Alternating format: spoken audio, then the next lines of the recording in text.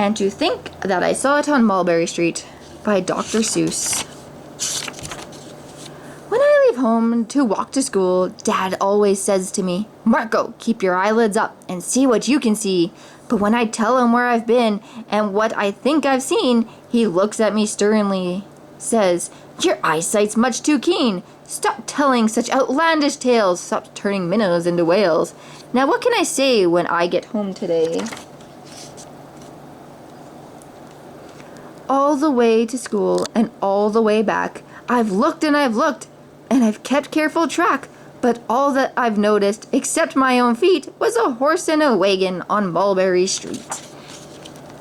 That's nothing to tell, of course. That won't do, of course. Just a broken down wagon that's drawn by a horse. That can't be my story. That's only a start.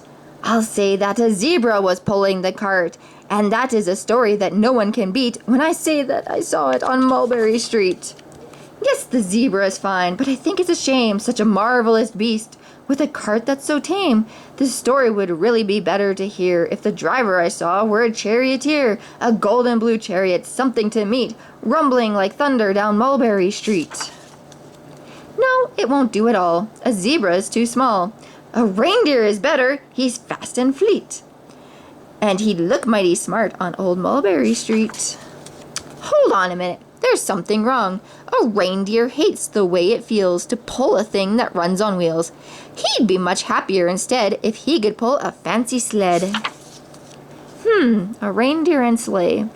Say, anyone could think of that. Jack or Fred or Joe or Nat. Say, even Jane could think of that. But it isn't too late to make one little change. A sleigh and an elephant, there's something strange.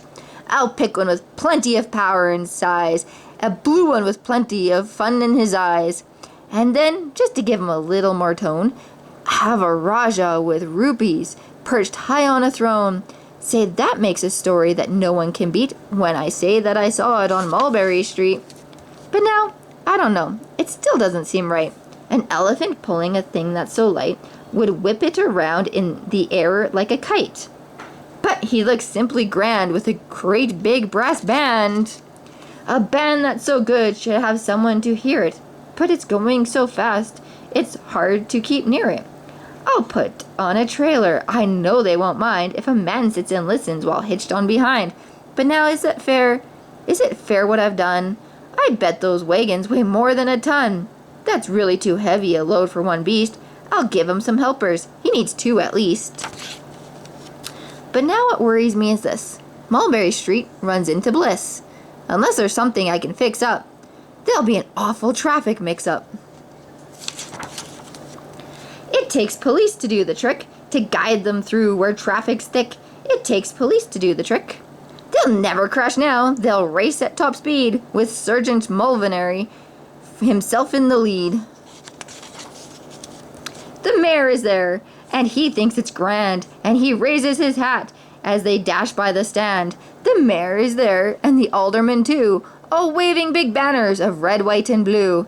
And that is a story that no one can beat when I say that I saw it on Mulberry Street.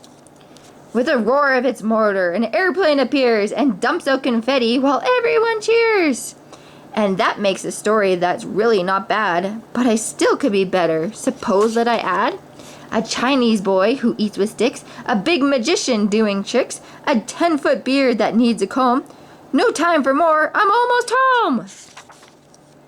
I swung around the corner and dashed through the gate. I ran up the steps, and I felt simply great, for I had a story that no one could beat, and to think that I saw it on Mulberry Street. But Dad said quite calmly, "Just draw up your stool and tell me the sight on your way home from school." There was so much to tell, I just couldn't begin. Dad looked at me sharply and pulled at his chin. He frowned at me sternly from there in his seat. Was there nothing to look at? No people to greet? Did nothing excite you or make your heart beat? Nothing, I said, growing red as a beet, but a plain horse and a wagon on Mulberry Street.